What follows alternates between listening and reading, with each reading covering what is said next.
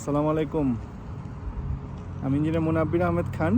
আজকে কানাডার আলবার্টা থেকে আপনাদের সামনে আসলাম স্টাডি পারমিট নিয়ে, বিশেষ করে কানাডার কিছু গুরুত্বপূর্ণ আপডেট আপনাদের সঙ্গে শেয়ার করার জন্য। তো আপনারা জানেন রিসেন্টলি কানাডা তার স্টাডি পারমিটের অনেক চেঞ্জ আনতেছে, এবং মোস্ট রিসেন্ট ওরা বেশ কয়েকটা চেঞ্জ আনছে, যেটা আমার মনে হলো যে আপনাদের সঙ্গে শেয়ার করা খুবই জরুরি। আপনারা যারা কানাডার স্টাডি নিয়ে আগ্রহী এবং অলরেডি যারা প্রসেসিং ব্যাপারে কাজ শুরু করেছেন, আইএলটিএস দিয়ে প্রস্তুতি নিচ্ছেন এবং সামনের সেপ্টেম্বর সেশন থেকে ফল সেমিস্টার থেকে এখানে এনরোল হতে চাচ্ছেন, তাদের জন্য আমার মনে হয় আজকের আপডেটটা খুবই সময় উপযোগী। প্রথম আমি আপডেটগুলো দুটা অংশে ভাগ করব। একটা হলো ফর ডিএলআই বা ডেজিগনেটেড লার্নিং ইনস্টিটিউট, তাদের জন্য প্রযোজ্য। আরেকটা পার্ট হলো স্টুডেন্টদের জন্য প্রযোজ্য। তো ডিএলআইয়ের ক্ষেত্রে যে চেঞ্জগুলো ওরা আনছে, মূলত তিনটা চেঞ্জ। একটা হলো যে ইনস্টিটিউট বা ডিএলআইগুলা স্টুডেন্টদেরকে এলওআই দেয় বা লেটার অফ ইন্টারেস্ট ওরা দেয় স্টুডেন্টদেরকে ভিসার জন্য, তো স্টাডি পারমিটের জন্য।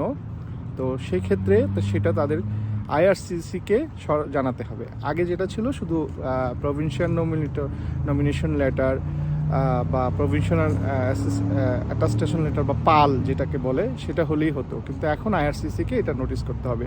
দ্বিতীয় যে চেঞ্জটা ডিএলআইয়ের জন্য প্রযোজ্য, সেটা হলো যে আপনার স্টুডেন্টদের যারা পড়াশোনা করতেছে তাদের স্ট্যাটাসটা সরাসরি ডিএলআই থেকে আইআরসিসি সিক করতে পারবে। আগে সেটা থ্রু প্রভিন্সের মাধ্যমে সিক করতে পারত। তৃতীয় যে চেঞ্জটা আসছে সেটা হলো যে স্টুডেন্টদের যে স্ট্যাটাস, মানে তারা ঠিকমতো পড়াশোনা করতেছে কিনা, যে সেমিস্টারে আসছে সেটা ক্লাস অ্যাটেন্ড করতেছে কিনা, বা তারা গ্রেড তাদের অ্যাজ পার রিকোয়ারমেন্ট আসতেছে কিনা, বা স্টুডেন্টদের ওভারঅল স্ট্যাটাস আইআরসিসি এখন থেকে সিক করবে ডিএলআইয়ের কাছ থেকে সরাসরি, এবং ডিএলআই সেই আপডেট স্ট্যাটাস দিতে বাধ্য থাকবে। এই তিনটা চেঞ্জ এখন আসছে ফর ডিএলআই। আর স্টুডেন্টদের জন্য যে চেঞ্জটা আসছে সেটা কিন্তু খুবই ইম্পর্টেন্ট। সেই চেঞ্জটা হলো যে আগে কি হতো, স্টুডেন্টরা কানাডা এসে তারা তাদের ইনস্টিটিউট বা সাবজেক্ট বা প্রভিন্স চেঞ্জ করতে পারত। এখন আর সেটা তারা পারবে না। এখন কি করতে হবে? এখন তাদেরকে আবার নতুন করে স্টাডি পারমিটের জন্য অ্যাপ্লাই করতে হবে।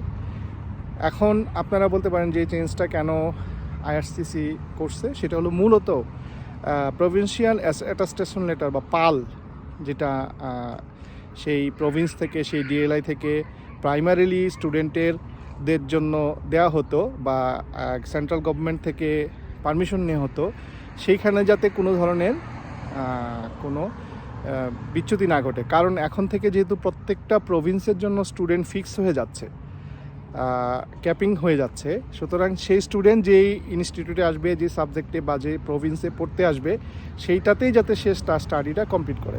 এখন যদি কোনো স্টুডেন্ট এসে মনে করে যে না আমি চেঞ্জ করব, তাহলে তাকে কিন্তু আবার নতুন করে প্রসেসটা শুরু করতে হবে।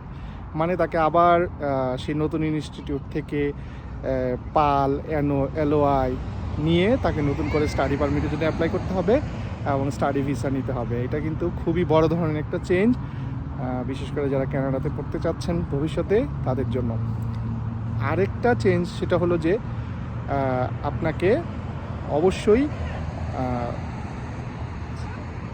কানাডা থাকা অবস্থায়, যদি আপনি পড়াশোনা করা অবস্থায় কোনো চেঞ্জ চান, আপনার কিন্তু স্টাডি পারমিটের যে স্ট্যাটাসটা সেটাকে ভ্যালিড রাখতে হবে। মানে আপনি ধরেন আপনার 2 বছরের জন্য কোনো একটা স্টাডি প্রোগ্রাম আসছেন, আপনাকে এই 2 বছর সময়ের মধ্যেই অ্যাপ্রুভালটা নিতে হবে। আপনি এক্সপায়ার হয়ে গেলেও নতুন করে আপনি অ্যাপ্রুভাল চাচ্ছেন, সেটা হবে না। তো যারাই কানাডা স্টাডি ব্যাপারে আগ্রহী, ইকুইটি স্টাডির সঙ্গে যোগাযোগ করবেন। আমাদের ঠিকানা হাউস 36 রোড 117 গুলশানে, ঢাকা। আজকে এই পর্যন্তই। ভালো থাকবেন সবাই। আল্লাহ হাফেজ।